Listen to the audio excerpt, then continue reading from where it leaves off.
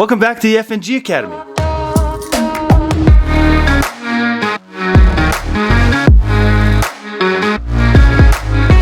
Alright guys, today we're going to talk about enablers.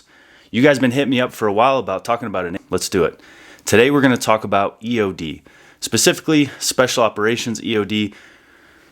Regular Army EOD guys, I'm not really sure what they do. So I'm sure it's cool, but I didn't work with them. I worked with the Special Operations EOD, which is a separate group of guys. Before I start talking about my experience with EOD, you need to understand that the guy that was attached to us on our deployment to Afghanistan when we were in the kinetic operations, in my opinion, is one of the best EOD operators in the military. Hands down, without a doubt, he's the best. The dude is amazing and saved our lives countless times. I owe my life to him over and over and over again, and I will tell you one specific story when he did that, so stay tuned. So let's talk about what Travis did for us on our deployment specifically. So the EOD, when they're attached to us, they have probably the scariest job that's ever existed.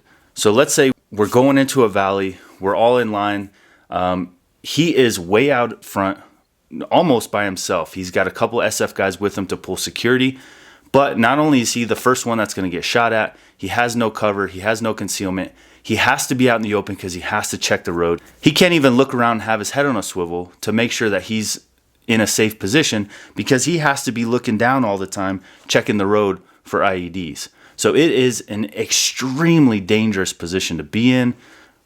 On top of that, then once he finds the IEDs, now he has to dig them up and disarm them, which is even more terrifying.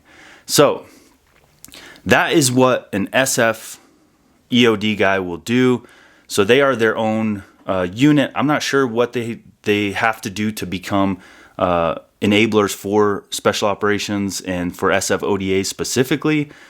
But when they do, they are the baddest motherfuckers around. Some of them. Travis is the best, and he's a fucking hero, and he deserves, in my opinion, at least a Silver Star, if not a Medal of Honor. But our command failed him on that. So whatever. They can keep that fucking award.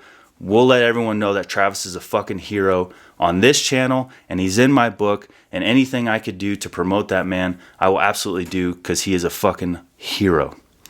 So that being said, let me tell you about one specific story where Travis saved our lives. And when I say saved our lives, he saved a lot of us. Not just one or two Green Berets. He saved about 20 Special Operations Commandos, the Afghan Commandos, and about 8 Green Berets, just in this one instance alone.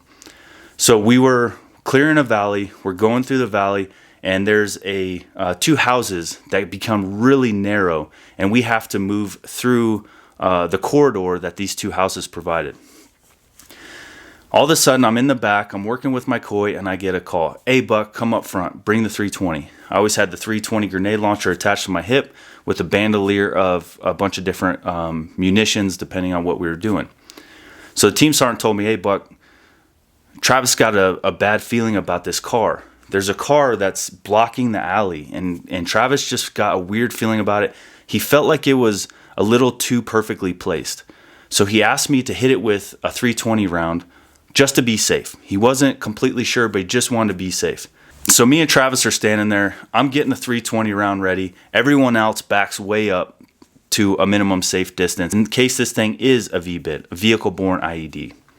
Travis looks at me and says, hey man, you might want to get behind cover. I said, fuck that. You're staying out here. I'm staying out here. Let's fucking do this.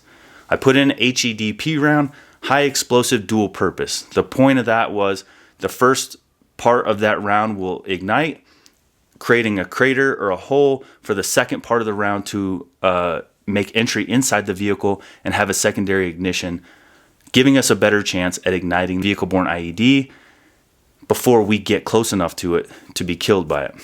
So I load the round, I launch it, too far, fuck. Load another one, launch it, too short, motherfucker. Load the third one, everyone's watching me. I need to hit this fucking thing, see what happens. Boom, nails it. All of a sudden, it sounds like a fucking rocket engine is going off. It sounds like, and flames just start shooting out of the top of this car. I'm talking about 15, 20 foot flames. And just at that moment, I look at Travis because I don't know what the fuck is going on. I don't know what to do. And he looks at me and he says, "Run." And you should have seen these commandos when Travis doesn't panic. So when he starts screaming, "Run," the commandos are jumping behind the buildings. I'm taking off as fast as I can. It's just chaos. Luckily, and Travis, if you're watching this, man, you might have to help me explain this. Or Jerry. Jerry was always out there with him as our Charlie. But I guess there's two ways that the explosive night. One of them is that explodes. Another one is causes that blow off. I don't know if it's like it's breaking down the V-bit. I have no fucking clue. It sounded like a rocket was going to take off. And sure as shit, the whole thing was full of explosives. So if we would have walked past that vehicle and it ignited, it would have killed just about every single one of us. And between the commandos and the SF guys, there was at least 40 to 50 people in that corridor. So those are the kinds of things that the Special Operations EOD guys do. And honestly, Travis was running around nonstop, just disarming explosives constantly. The dude is an absolute hero. Not only did he disarm all the explosives around us, every fucking time he see me go to get in a gunfight, he's always right behind me, which blew my mind, right? He's not trained for that. He's trained to find bombs. No one would have blamed him if he would have just stayed at the vehicle waiting for the next iteration and taking a rest like he deserved. But instead, he always jumped out and came with me and had my back. He was with me more than anyone in all the gunfights that we did. So when you guys asked me to talk about, EOD and CCTs, I mean, we had some real heroes attached to us. And that's why my team came home in one piece. So, Travis, you're my fucking hero. You saved my life more times than I can count. You're an amazing human being. And I hope this gives you guys an idea of what Special Operations EOD guys are doing. It's fucking nuts. Like, I could not imagine sitting there digging out with a knife a fucking bomb, hoping that it doesn't blow up. And guys, I have so many more stories for Travis, dude. It's nuts. One time, he found a backpack that was it had a toggle switch in it. So as soon as you move it, it was going to explode. He found that out by cutting the bottom of it carefully and realizing that it was probably going to blow up. So he took his helmet off, handed it to another dude because he wanted to die comfortably, and told everyone to get out except for him. And he sat there and disarmed that thing, fully expecting to blow up. He's fucking nuts. Those guys are nuts.